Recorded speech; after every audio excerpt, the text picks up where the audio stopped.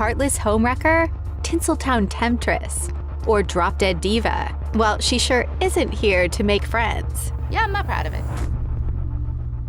Mila Kunis has been in the industry for a long time, and she's had plenty of feuds along the way. Not only is she mean to reporters and known for breaking up relationships, but Mila is a cheater herself and someone who seriously needs to be humbled. So let's get into it.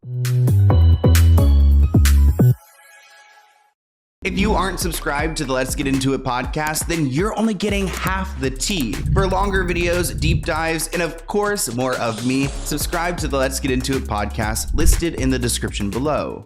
Now, I should have known after seeing Ashton Kutcher and Mila Kunis defending Danny Masterson for the crimes that he had committed that there was something very wrong here. And upon further research, I realized that Mila Kunis isn't a great person. So today we're going to be talking about some of her worst moments. One in particular involves an interview that she did with a guy named Steven.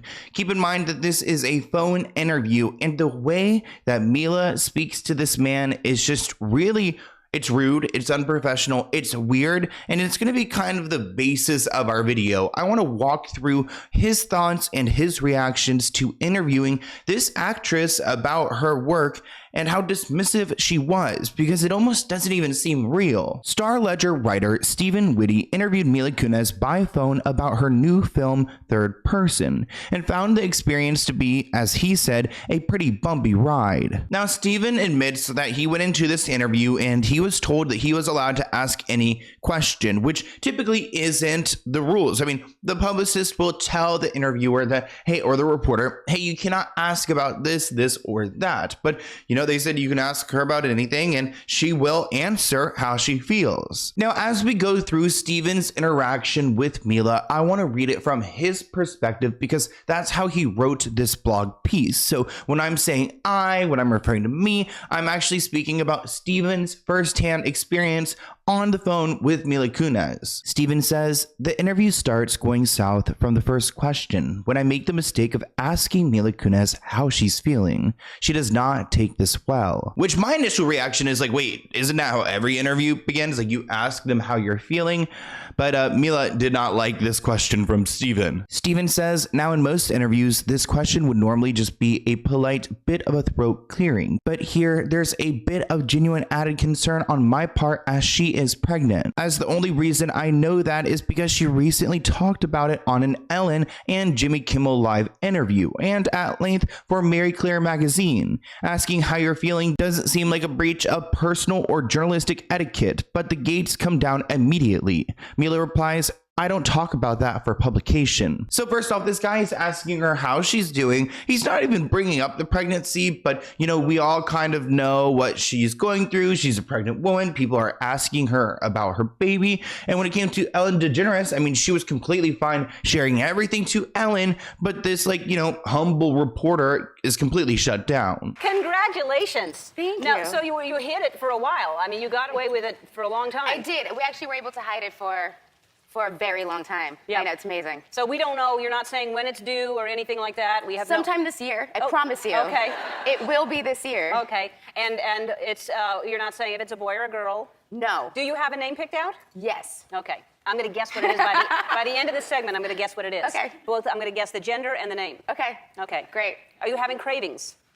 Yes. I mean, I'm very stereotypical. Now here's Steven's own words. It turns into a bumpy ride, this phone call interview, as every question I ask over the next 25 minutes seemed to strike her as either dull, insulting, or burdened by some sort of agenda. Halfway through, I began to wonder, I mean, she is engaged to Ashton Kutcher after all.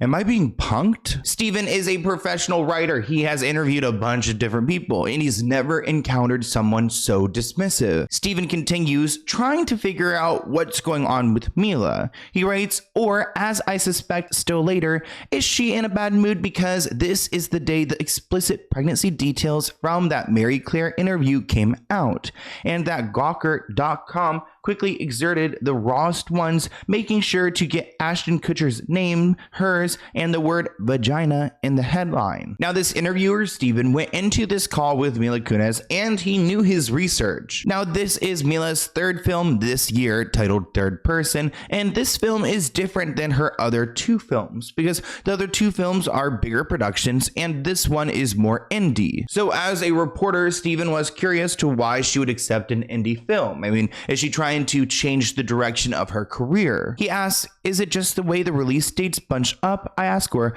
does the movie signal a career shift? Because Third Person is her third film this year, after The Angriest Man in Brooklyn and Blood Ties, made outside the usual Hollywood system. Is she looking harder for indie roles? He asks. Mila replies, not really, because in the middle of all that, I still did Oz and I still did Jupiter Ascending. So that sort of destroys your assumption. But Steven says, I wasn't assuming that. I say, I actually started out by asking if it was just a function of release dates or, and then Mila Kunis interrupts him. It's not like I go, I'm going to do a tentpole movie now, she says. You gravitate towards different things at different times. And I can understand Mila's frustration trying to explain her career to someone who maybe doesn't understand, but also he's not like trying to come for you, Mila. Like, stop trying to like accuse him of making assumptions. It seems like Mila already goes into these interviews with the mindset that the reporters are trying to set her up, but Steven claims that's not his goal.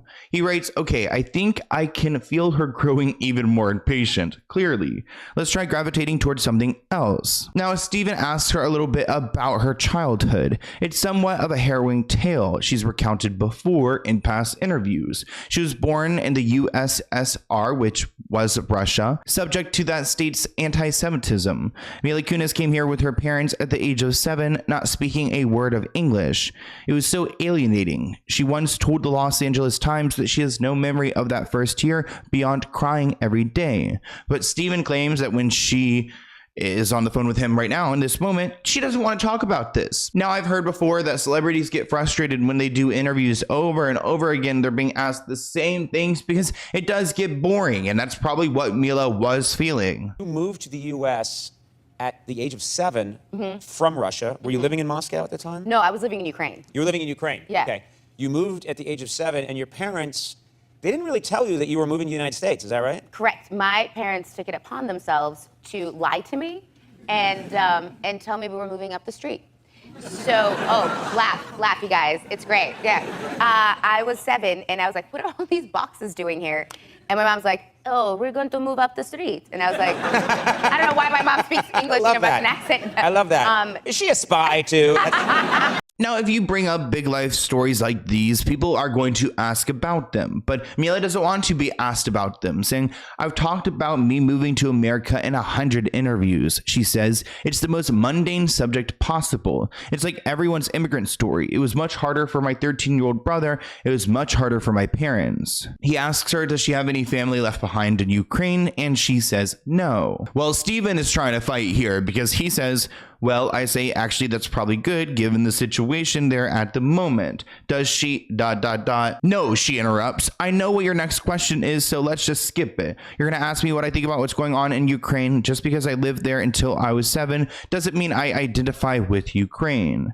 But it just seems weird to do an interview about Third Person and then it becomes about Ukraine. And that's the headline. She says, I do interviews and they seem like they're supposed to be one thing and the writer has an idea and then they become something else. So clearly Mila Kunis is reacting to being screwed over by past reporters. Steven goes on, I explain that I don't want to just talk about one movie, but about her career and her childhood and her opinion on different things. We can talk about anything she wants. For example, what was the pull towards drama? What led to her starting acting classes at 9 years old? And what did she get out of it? This is how Mila responded. Honestly, asking a 9-year-old why, who knows? It was just a fun thing to do. Other kids take karate, art, gymnastics. I just happened to take acting classes because it was fun. There was nothing else to it. I don't know if that's the answer you're fishing for. So shoot, she's shutting down every single opportunity he is trying to get to know her as a person.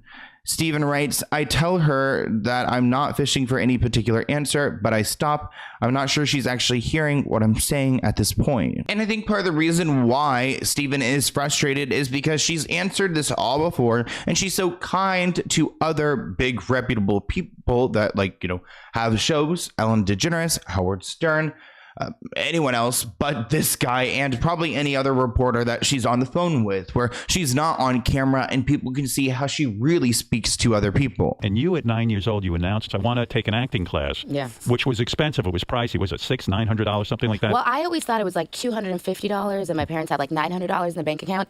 And my mom and I were doing this interview, and not that long ago, I learned that it was $890, and we had $900 in the bank account. You know, most parents would have said, you know what, we don't have any money. We've got $900, and you're going to take up all our savings. I know. And there's no way. You know what, go to a community theater or something and learn how to act there. There's absolutely no rhyme or reason for what my mom did and why she did it. Now, at this point in the interview, Steven is trying to win Mila back over. He says, when I try to compliment her on a string of movies, not just third person, but The Most Dangerous Man in Brooklyn and Blood Ties, and of course Black Swan, that have shown her taking on meatier roles, new challenges, she takes it as an insult. Steven must not be smooth with the ladies, or at least smooth with the celebrities. Mila says, I hate when people ask this question. People have this misconception that comedy is easy. I'm always looking for challenges, and I find a lot of things to be challenging. It can be the director, the producer, a lot of things. I just want to work with people more talented than I am so I can learn from them, which is honestly a beautiful answer. Steven writes, this interview has gotten marginally easier at last. At least she hasn't called any of my questions annoying, predictable, or clueless in the last 5 minutes. Unfortunately, just as things are going to get a little more smoothly, they're about to end. Steven writes, and to be fair, it could all just be me. Certainly in the past, she's given a number of great interviews to other writers where instead it seems like she's not bored. She's, rather candid or involved. So signing off, I tell her I'm sorry that this one seemed to upset her so much. And she says brightly, no, it was a good interview. So she was rude and, beating him down the entire time. At the end, he was like, well, I'm sorry I wasted your time. And she's like, oh, no, it was fine. But she knows what she was doing. To sum it up, this person wrote, if you want a better sense of how bitchy she came across, I would suggest reading the whole thing. The guy even theorizes that she's having a bad day or that she feels sick or something because her coldness really comes out of nowhere at the beginning of the interview and hovers throughout the whole piece. I mean, who answers, I don't talk about that for publication when asked, how are you feeling? LOL. I have to say, Ashton Kutcher's douche has really rubbed off on her. And I don't think anyone wants to see Mila Kunis acting like this. And plus, it's just not likable. I mean, I feel bad for her that she has been traumatized by writers that she feels like she needs to behave this way, but she also needs to do what's best for her. And this isn't. I mean, just don't do an interview then. Now, there's a lot of celebrities who cannot stand Mila Kunis for good reason. I mean, of course, she's feuded with Demi Moore over Ashton Kutcher. It could be assumed that Demi Moore is not a fan of Mila Kunis, considering she's who Demi Moore's ex-husband, Ashton Kutcher, quickly moved on and started a family with following their 2011 divorce. However, Mila Kunis denied rumors that there was any overlap with their relationships or that she caused the split. She explained that when they got together on the Armchair Expert podcast, that he was post-divorce, but I think there was a lot of misconceptions about his divorce from Demi Moore. Regardless, Demi and Ashton apparently did not end on good terms. In her memoir, Inside Out, she wrote, the husband who I thought was the love of my life had cheated on me and then decided he didn't want to work on our marriage. While Demi Moore probably irked Mila Kunis by calling her now husband a cheater, a source revealed to People, quote, nothing came out of this book that Mila did not already know. Ashton Kutcher responded to Demi Moore's book by posting a picture of his happy family and writing on Twitter, I was about to push the button on a really snarky tweet. Then I saw my son, daughter, and wife, and I deleted it. Now, you guys know how we feel about cheaters on this channel. It is never acceptable. And here's a clip of Demi Moore talking about what Ashton had put her through. You opened the book at a place that really hit me. I was now completely alone. I was almost 50. The husband who I thought was the love of my life had cheated on me, then decided he didn't want to work on our marriage. My children weren't speaking to me. Their father, a friend I'd counted on for years, was gone from my life. The career I'd scrambled to create was stalled, or maybe it was over for good. Everything I was attached to, even my health, had abandoned me. I looked like I felt. destroyed. I had done so much work on myself. Right. And to find myself in a worse place than I've ever been, Right. it was like, how the did I get here? Right. Now, before Mila got together with Ashton Kutcher, she was with Macaulay Culkin, and reports claim that he was hurt by their breakup. Now, Macaulay is one of those celebrities who has managed to remain pretty private over the years, but if you ask Mila Kunis, he's probably one of those celebrities who can't stand her. That's because the two had dated for almost a decade before they had what apparently was a messy split up in 2011. Mila blames herself for that, telling the Armchair Expert podcast that it's effed up what I did, and it's effed up how I did it. When I got to be single, I said I genuinely need to know why I did what I did and like regroup myself as a human. So whatever Mila Kunis did to this poor guy, I mean, he sounds like he lived through hell. While Mila never revealed what she did to Macaulay Culkin, there were rumors that she had cheated on him with her now husband, Ashton Kutcher. The two had gotten together shortly after she and Macaulay broke up, which suggested that there could have been some overlap.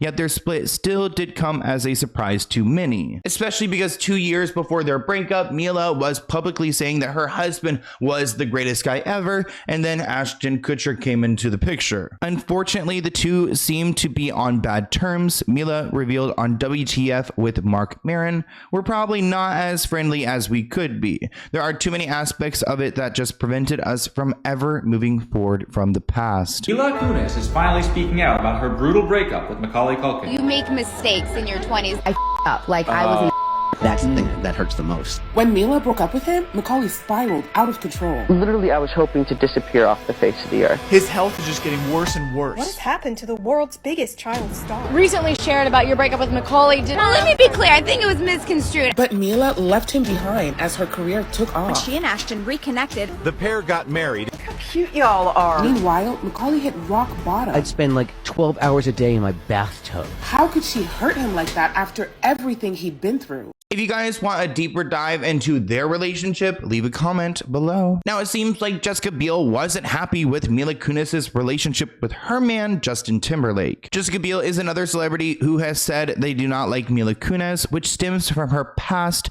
and her alleged fling she had with Justin Timberlake. It happened back in 2011 when Mila and Justin were filming a movie, Friends with Benefits. Rumors surfaced that they were more than just co-stars. This was when Justin was dating Jessica Biel, and he had been interested in Mila Kunis, adding that he tried every trick in the book to get with her. Now, Jessica and Justin did break up later that year, just before he promoted the film with Mila Kunis, who also happened to be newly single. Because of that, there were rumors that Mila caused their breakup. Even people reported that Justin Timberlake and Mila Kunis had been pretty inseparable weeks before. Regardless, it makes sense that Jessica Biel wouldn't like any woman getting close to her man during their time apart, let alone a woman who had intimate scenes with him during a film. What's even worse is that Jessica Biel actually tried out for this role that Mila Kunis got. So she could have had this really intimate romantic movie with her man, but she just wasn't good enough of an actress. Even though we're in the movie Friends with Benefits, Mila and I have never dated. No, we are like brother and sister. Totally platonic relationship, which is why I can do this.